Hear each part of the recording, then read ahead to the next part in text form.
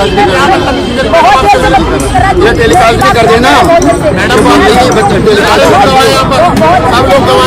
मैं अपने सभी भाइयों को कहना चाहता हूँ, ये पहले मुस्लिम थी और इसने हमारे बच्चे आकाश करदम से शादी की है।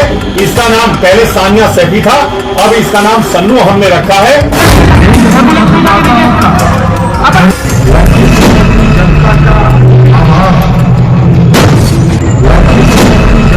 इंदौर से बड़ी खबर बता रहे हैं न्यूज 24 के मध्य प्रदेश छत्तीसगढ़ की संवाददाता पर यह हमला किया गया। आरटीओ की दलाली दिखाने पर यह हमला इस लिहाज से तोड़ दिया जैसा कि उन्होंने दावा भी किया कि वो खबरें दिखाते थे।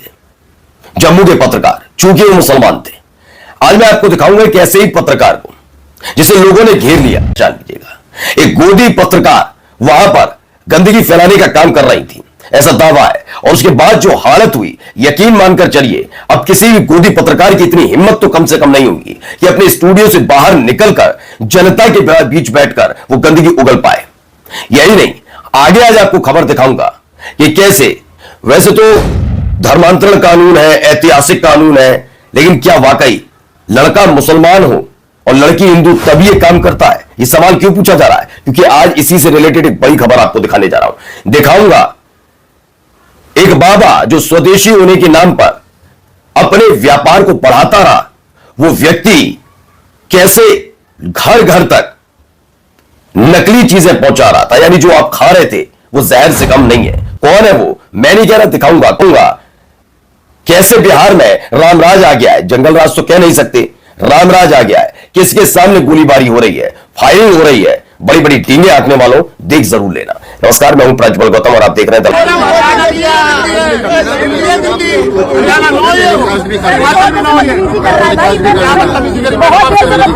ये टेलीकास्ट भी कर देना मैडम। सब लोग गवाए यहाँ पर जो रिकॉर्डिंग कर मैं तो इतने दे सकता हूँ, आप नहीं सोच सकते कितने मुझे माइक लेके खड़े होने की जरूरत नहीं है। जो लोग इतने खड़े हुए उनसे बात करो ना। ये मेरे से जवाब नहीं कर पाएंगे, जवाब नहीं। मेरा नाम टेलीकास्ट करना जो आप गाली गलौज कर रही हो, गाली गलौज कर रही हो, टेलीकास्ट करना अपनी गाली गलौज। आपका समर्थन कर रहे हैं तो आप मीडिया बन के रहो, नफरत मत फैलाओ। 1000 देखे आप अपने यूट्यूब के व्यूज मत बढ़ाओ मैडम। यूट्यूब के व्यूज बढ़ाने के चक्कर में नफरत मत फैलाओ।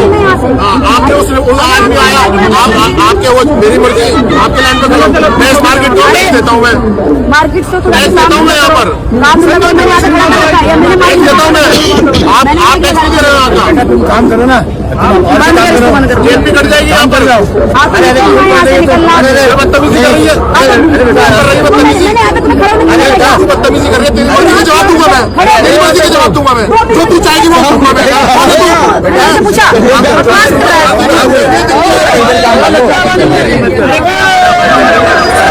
तो कुछ इस तरह के हालात पैदा हो गए।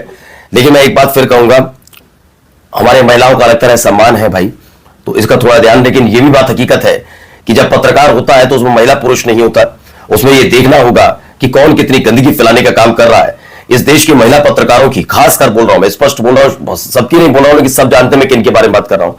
ये जब तक बोलेंगे तब तक ये पत्रकारिता झाड़ेंगे, कहते हैं हम बहुत विद्वान हैं, हम पत्रकार हैं, हम तो सवाल पूछेंगे। और जब इन पर उल्टी पड़ जाती है तो अचानक से कहते हैं महिला महिला। तो मैं उस लिहाज से भी समझता हूं, लेकिन हालत तो खराब कर दी, भगा दिए गए। और ये कोई अब्दुल खालिद नहीं थे भाई, ठीक है ना।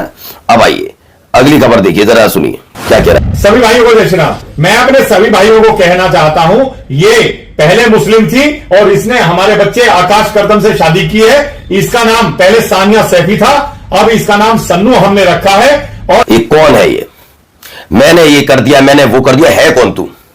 बिल्कुल स्पष्ट पूछना चाहिए। जो कानून को चुनौती दे, मेरे उत्तर प्रदेश में, मेरे अलग अलग राज्यों में, उत्तर प्रदेश के अंदर धर्मांतरण कानून लागू है, जिसका ढिंडोरा बीजेपी के नेता और सरकार के मुखिया सब ने पीटा है।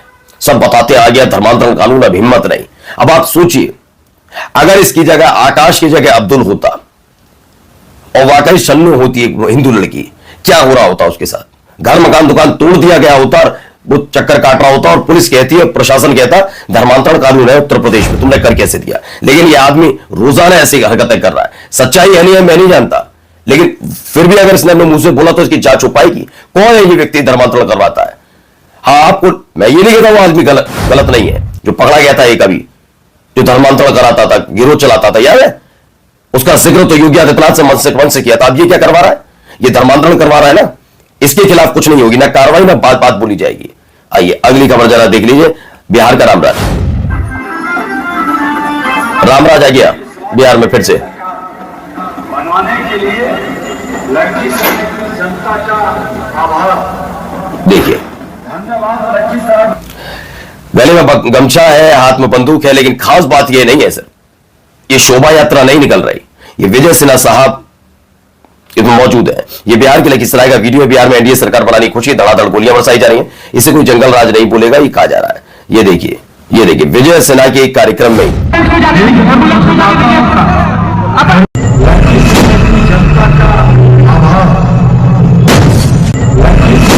अब आप सोचिए, बिहार के डिप्टी सीएम को आभार व्यक्त करने के लिए गोलीबारी की जाती है और उधर वो परेशान हो रहे थे, कट्टा चिल्ला रहे थे, याद है ना साहब? और यहां पर विजय सिन्हा के कार्यक्रम में हो रहा है। कोई फर्क नहीं पड़ता, इनके लिए कोई नैतिकता थी ही नहीं। इनकी नैतिकता होती तो बात ही क्या है। आइए अगली खबर और देखिए।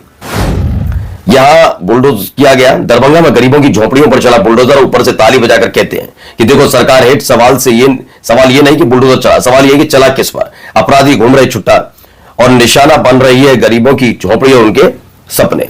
बिल्कुल यही बात है ना। आइए एक और देखिए, यहां पर एक खबर निकल कर आई है एसआईआर को लेकर।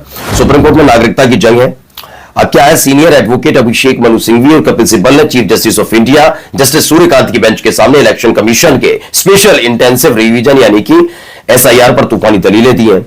बहुत सारी बातें, बड़े पैमाने का सामूहिक अभियान बन गया है जो सिर्फ फोटो वेरिफिकेशन नहीं बल्कि सीधी नागरिकता की जांच है। अधिकारों का उल्लंघन। चुनाव आयोग के पास इस तरह नागरिकता जांच करने का कोई कानूनी अधिकार नहीं है, सरासर अपनी सीमा पर का उल्लंघन है। इलेक्शन कमीशन बना तीसरी सदन। इलेक्शन कमीशन चुनावों के संचालन के नाम पर विधायी प्रकृति के आदेश नहीं दे सकता। संविधान में कानून बनाने का अधिकार सिर्फ संसद और राज्य विधानसभाओं को दिया गया। इलेक्शन कमीशन तीसरा सदन है। बहुत सारी बातें इसमें कही गई सुप्रीम कोर्ट में। अब आइए जरा ये वाला लेटर पढ़िए, साफ नजर नहीं आएगा शायद आपको, लेकिन मैं बता देता हूं। भारत समाचार की खबर है, पतंजलि के घी खाने लायक नहीं, लैब टेस्ट में फेल कंपनी पर 1,40,000 का जुर्माना लगा। सिर्फ उत्तराखंड के पिथौरागढ़ में बाबा रामदेव की कंपनी पतंजलि आयुर्वेद का देसी गाय का घी गुणवत्ता परीक्षण में पूरी तरह फेल हो गया। खाद्य विभाग ने साफ कहा यह घी खाने लायक नहीं, सेवन करने पर बीमारी और साइड इफेक्ट हो सकते हैं।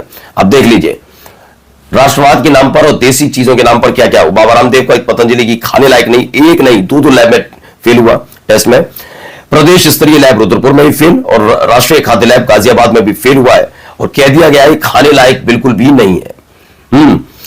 पीने लायक तो यह भी नहीं था जिससे बच्चों की बीमारी दूर की जाए। कितने बच्चों की मौत हो गई इस पर भी खबर थी, अब जाकर ये चलाने लगे। अभिषेक महोदय लिखते हैं कि न्यूज 18 तो जहरीली कफ सिरप मामले में आज कहर डाला है।